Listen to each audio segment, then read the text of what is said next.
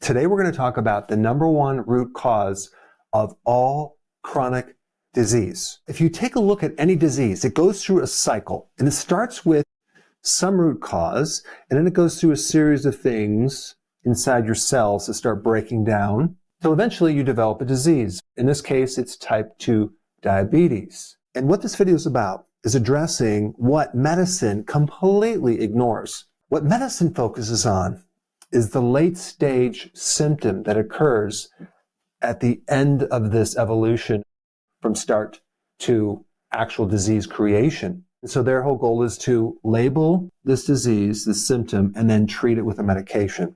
The problem that I have with that model is that there's side effects that occur, and then those side effects are treated with another medication. That's called polypharmacy.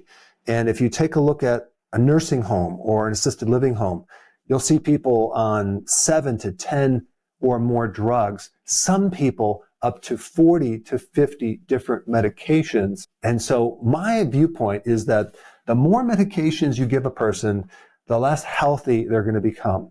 And this really occurs because of the system. If they were to focus on root causes, you'd be able to prevent so many problems, but there's not a lot of money in focusing on a root cause. So now the question is, what is the root cause of chronic illness? I looked at this problem very deeply, kept narrowing down the list, and said, well, wait a second, there's an earlier thing to that. So that's not a root cause.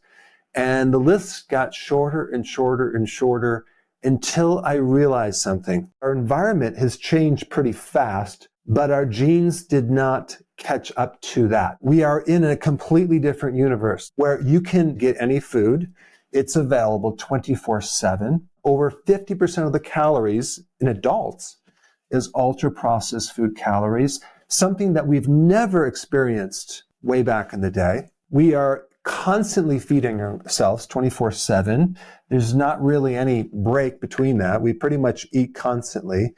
We live in spaces with artificial light pretty much all the day until right before you go to bed at night. We are on our screens, jacking up dopamine virtually all day long. We are living in toxins like we've never before experienced. Even now it's called forever chemicals. It's in the water supply, unfortunately.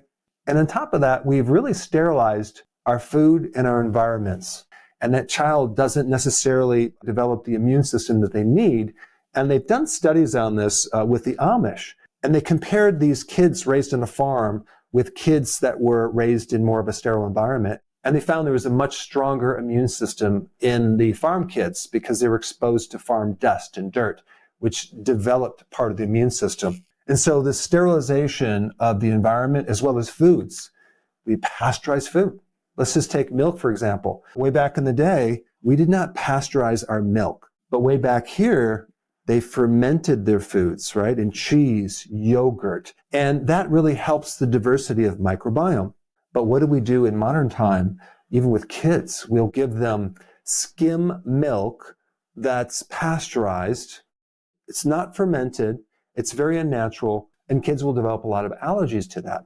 And many times we don't even allow the immune system to strengthen. We depend more on vaccines. But the point is that we constantly are bypassing Mother Nature, and a lot of times we mess it up. Way back in this period of time, we ate real food, plenty of nutrients. Here, a lot of the foods that we eat, ultra-processed foods, create nutrient deficiencies. So there are definitely epidemic levels of nutrient deficiencies right now because of that. Back here, we had a lot of physical work. And also, back then, we had a lot of sun. So we also had a lot of vitamin D. Vitamin D is the number one missing nutrient that our entire planet has, and it's creating a lot of problems. And then modern time, sedentary, right? We do a lot of sitting around with very little physical work. But think about the environment that we used to live in. A training camp for your immune system.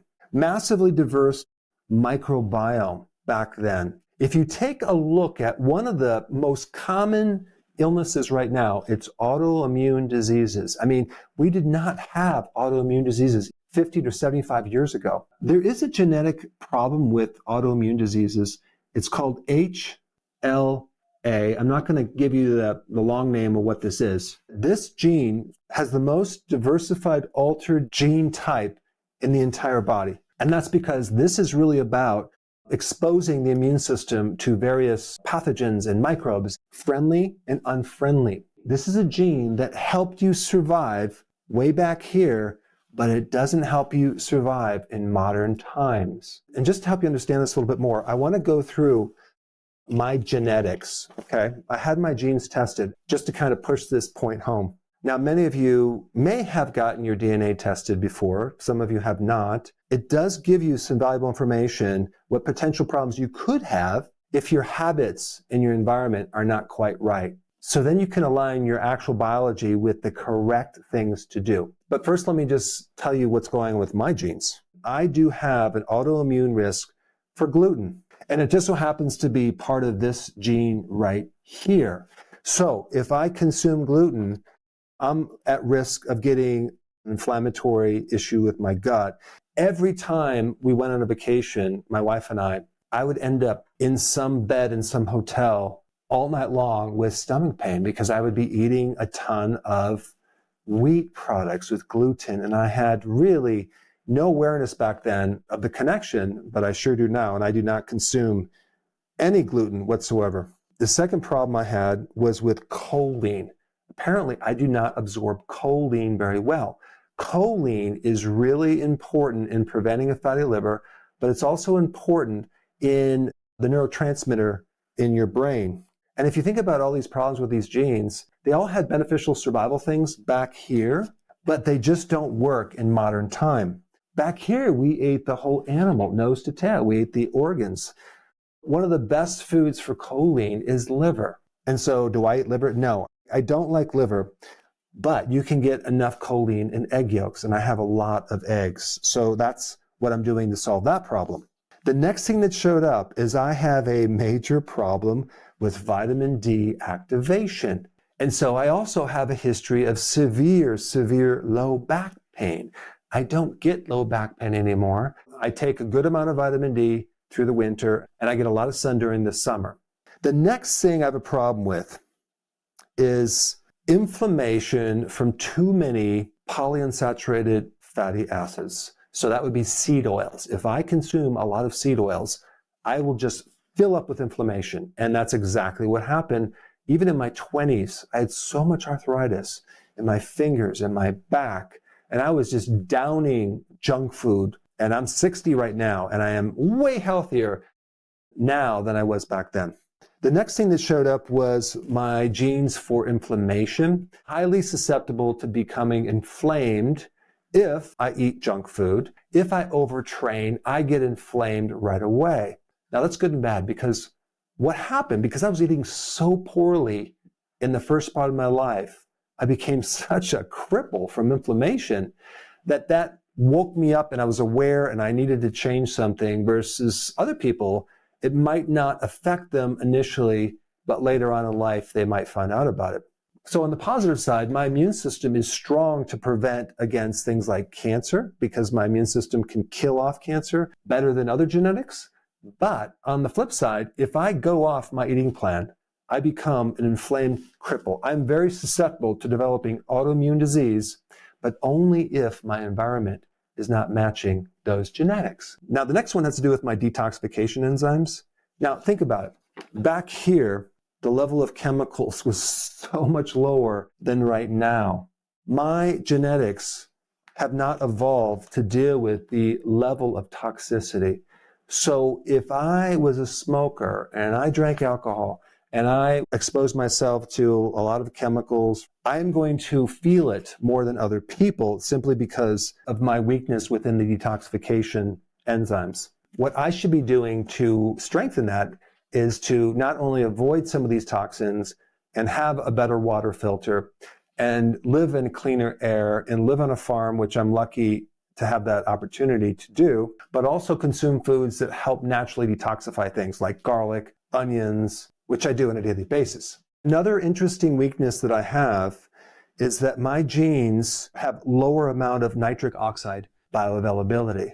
Now that has everything to do with high blood pressure. So I have a tendency to get high blood pressure and more inflammation because I don't make enough nitric oxide, but I do because of all these other things I'm doing now. But if my environment was like I was when I was 20 years old, I would have a problem with nitric oxide. I'd probably have high blood pressure by now.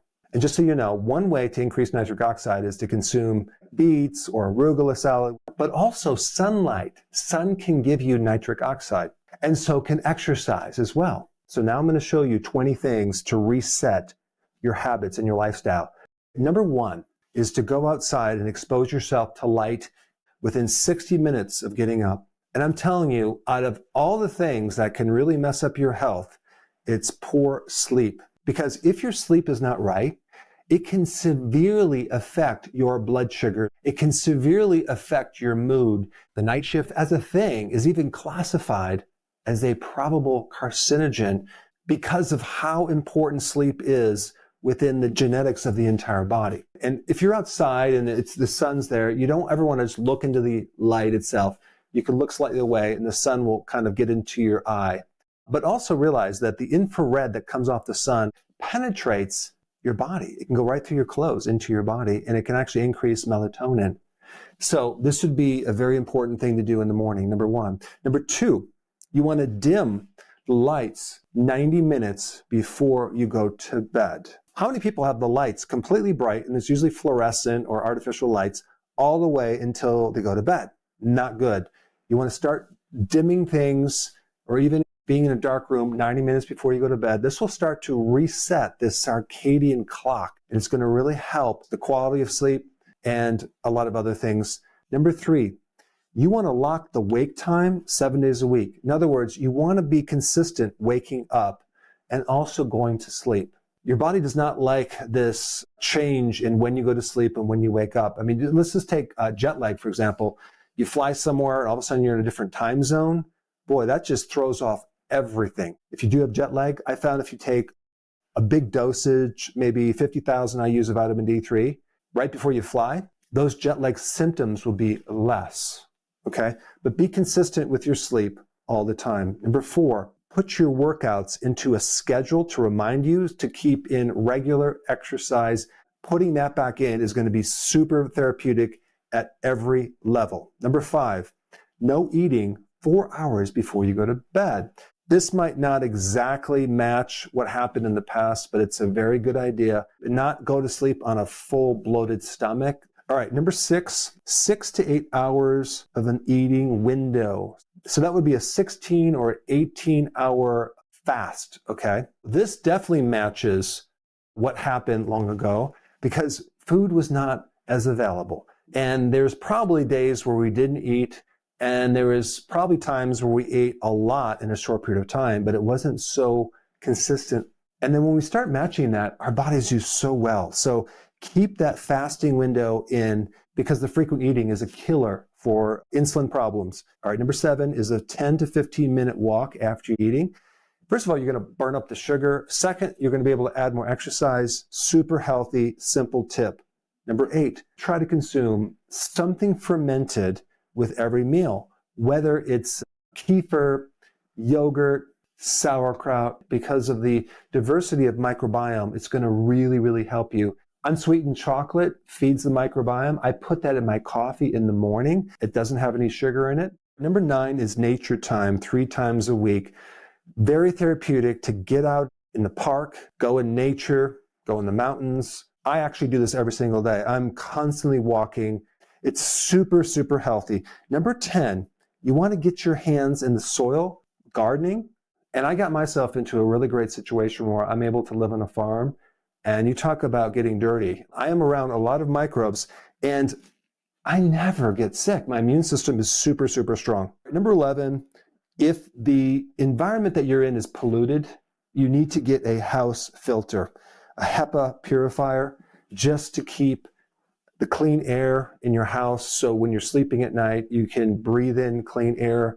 And also you want to get a filter that pulls out as many chemicals as you can. Same thing with the shower filter.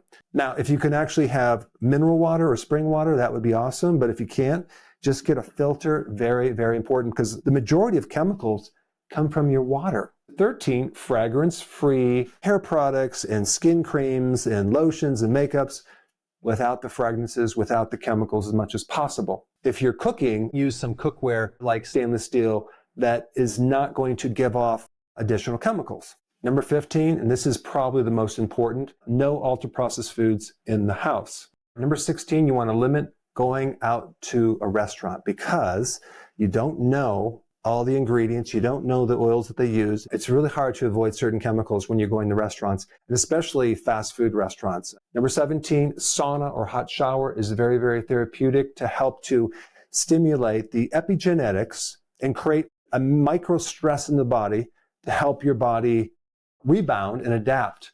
The same thing with the cold bath or a cold shower. Nasal breathing could help you go to sleep really nice and help increase nitric oxide and help with stress because you condition the air when it goes in the lungs, and there's a lot of different benefits to that. I've done a video just on that. I would recommend taking hourly breaks from your computer.